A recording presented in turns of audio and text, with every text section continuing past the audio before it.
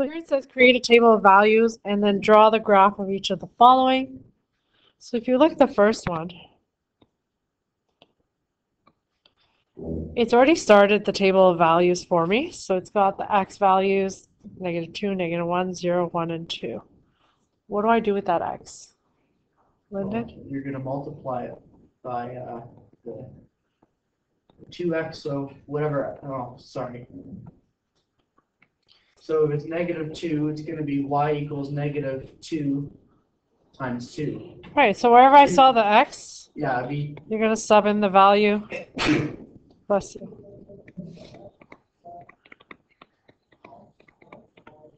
So that makes it, now I have -4 minus 1, which is -5. I don't have to write that y equals there. So I do that each time. I sub in the x into where I see x. So here it's -1, -1. oh, Mr. Raymond, sorry. BEDMAS says I multiply before I subtract, so I'm going to do 2 times -1, yes. This EQEO thing, my stepmom told me to do it. I just told to only do the 4 questions. Talk about it after. Yeah, let's focus on today's work. So 2 times 0 minus 1. So wherever we see 0, the x value, we sub it in. 2 times 0 is still 0. So 0 minus 1 is -1. And then 2 times, so I'm just subbing in the values into where I see x. So, and then doing BEDMAS. 2 times -1 is 1. And then 2 times 2 minus 1 is 4 minus 1, which is 3.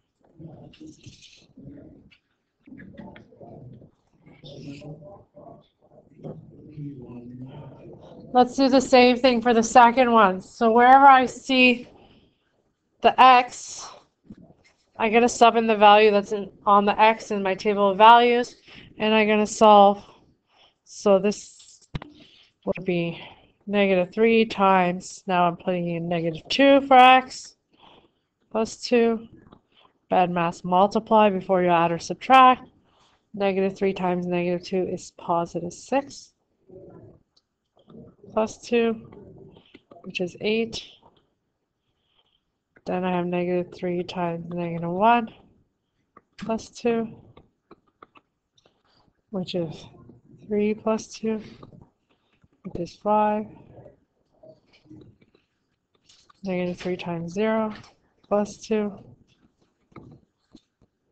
is 0 plus 2.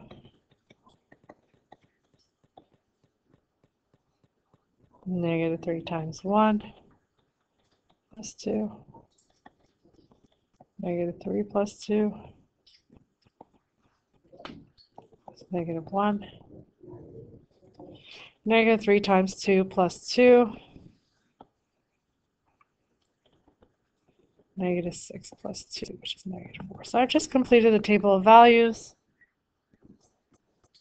So I've subbed in the values for x. So it's not unknown when we sub in a value.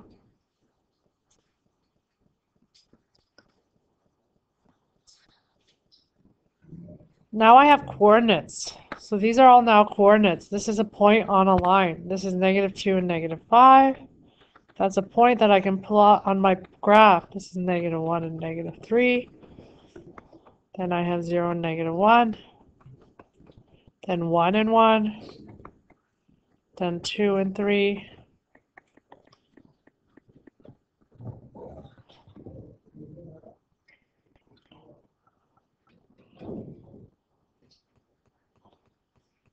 We're going to take those points and plot them on the graph. Sounds good.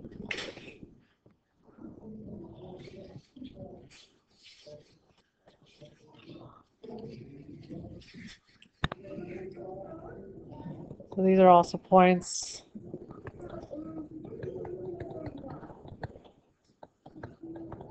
I'm just writing on the side so it's easier for me to see them.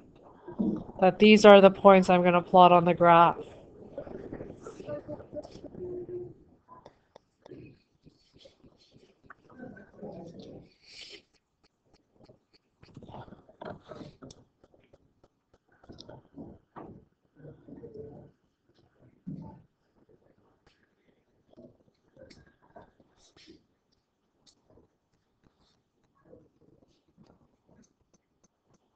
So now we're going to take those points and put them onto our graph. So if you haven't already done that, so I'm going to go to -2 and -5.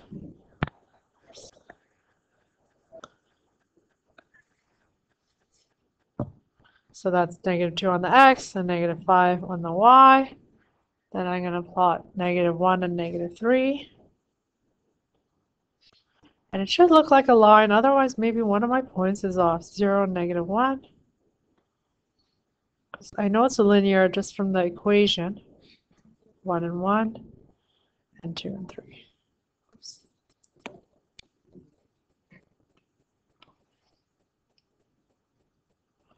And as Lyndon mentioned, we draw a line and we draw arrows through the line to show that it keeps going.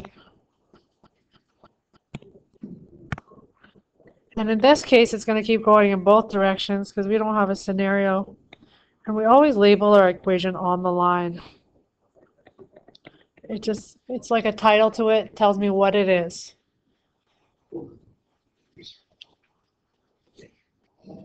Do the same thing with the second one. So plot your points, -2 and -8. It's a little bit off my graph. I'll plot the next one. -3 and 5. Oh, so it's -2 and +8. And wouldn't that mean they're Did I make them? Yeah. Partial variations because it's not going right through the origin? That is correct. These are both partial variations because 0, 0 is not a point on the line. -1 and 5. 0 and 2. 1 and -1. And 2. The nice thing is if I made a mistake, I would have noticed it because it wouldn't have connected in a nice line.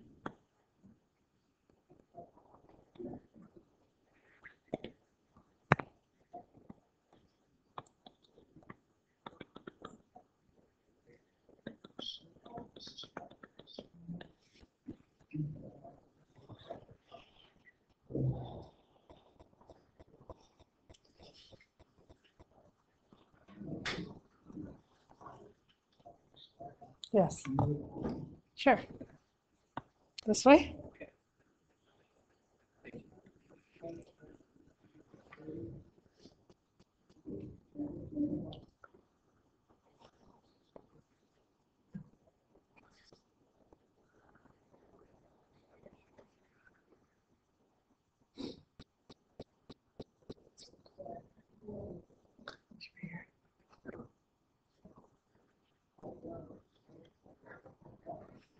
The slope for A would be 4, right? No. Second one,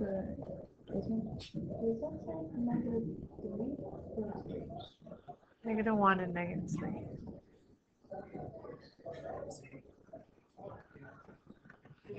Okay, if I think about slope now to calculate it, it's rise over run. And there's something you should notice from this. So looking at this one, I'm just going to actually draw a triangle.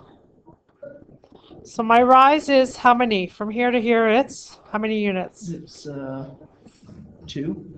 And my run is? The run would be 2. My run is 1. Oh, 1's correct. Okay. Edit that out. So if I think about my slope from the first one, whoops. Edit that out. If you record now.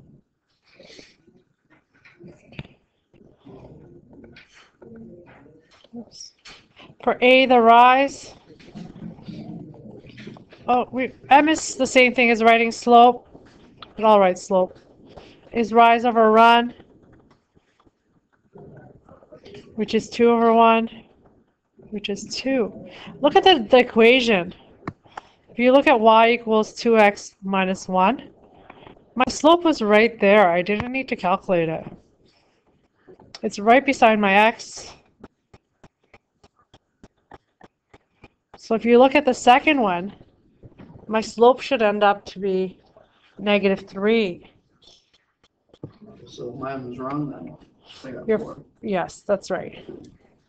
So if you look at it, just pick 2 points. And if you look between these 2 points, any 2 points, it's going down 3 units. And then it's running 1. The down means it's going to be negative.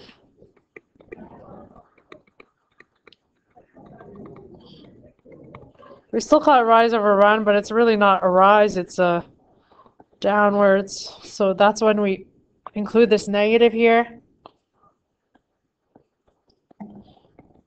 And again, look at the equation. Y equals negative 3x plus 2. So you see the slope is right beside the value with the x. That will always be the case. Remember when we created equations? That's where we put our rate of change. Remember, slope is the same thing as rate of change.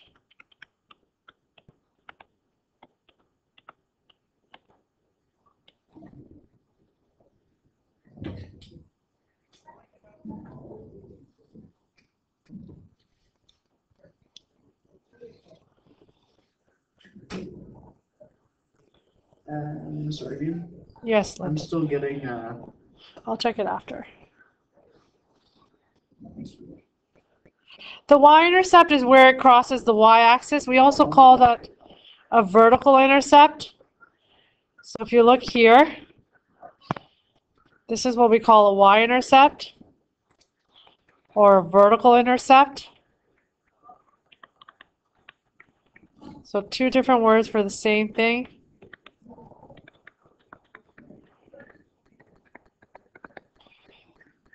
And it's -1. Look, it matches this. Here it's the partial variation part. Here it's 2, which is the second value that's on its own in the equation. So here you would write -1, and then you would label them first on your graphs.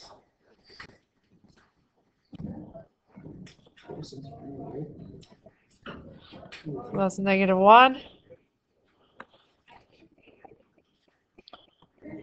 Ah, it's frozen.